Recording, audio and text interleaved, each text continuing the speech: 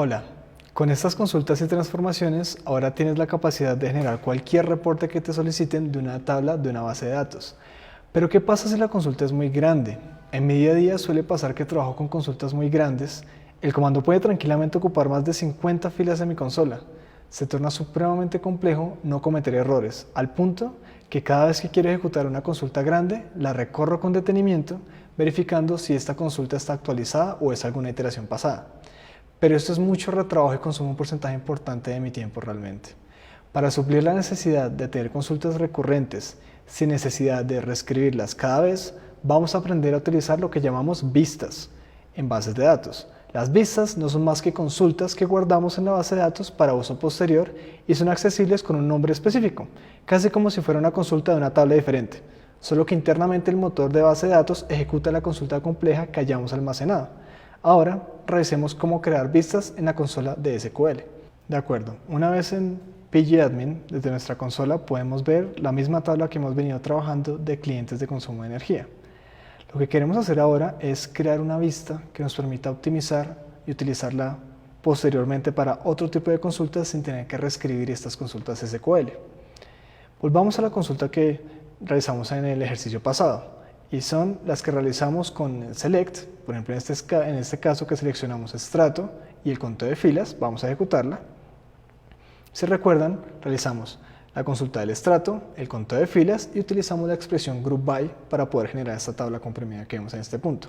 Si no queremos volver a escribir esta consulta, que a pesar de ser corta puede convertirse en una consulta muy grande a largo plazo, es crear una vista. Las vistas, como les venía diciendo, no son más que consultas que quedan pregrabadas en esta base de datos. Para crearlas simplemente utilizamos el comando createView. Indicamos el nombre de la vista que queremos, indicando también el esquema, entonces esquema 1, punto, el nombre de la vista llamémosla vista 1, y aquí va la palabra as.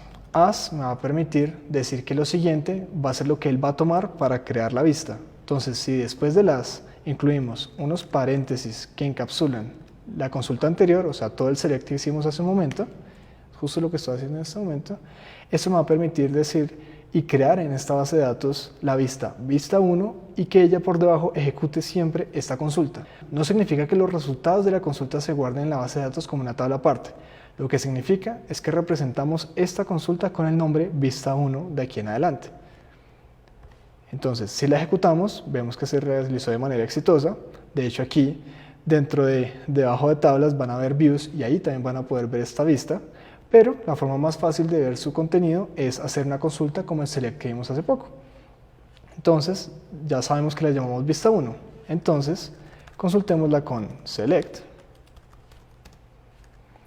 asterisco para traer todas las columnas, from esquema 1, vista 1.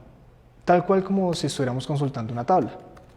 Si realizamos esta consulta, vemos que el resultado es exactamente el mismo resultado que si hubiéramos hecho el select anterior con todas las condiciones. Y lo más interesante es que una vez construida esta vista, la podemos reutilizar y utilizarla específicamente en comandos más complejos, ahorrándonos muchísimo espacio a nivel de filas. Por ejemplo, aquí podemos hacer una limitación adicional, o sea, agregar por ejemplo un where. Por ejemplo, que estrato sea solamente 6. Entonces estrato sea igual a 6 específicamente.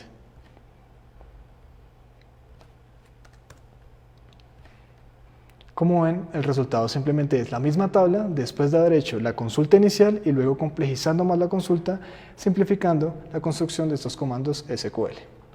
Como pudiste ver, las vistas nos facilitan el trabajo y reducen en gran medida el tiempo que pasamos usando consultas recurrentes en nuestras tablas. Importante que tengas en cuenta que así como con los nombres de las tablas o columnas, siempre debemos manejar estándares para el nombramiento de vistas y tener presente qué vista es utilizada con qué fin.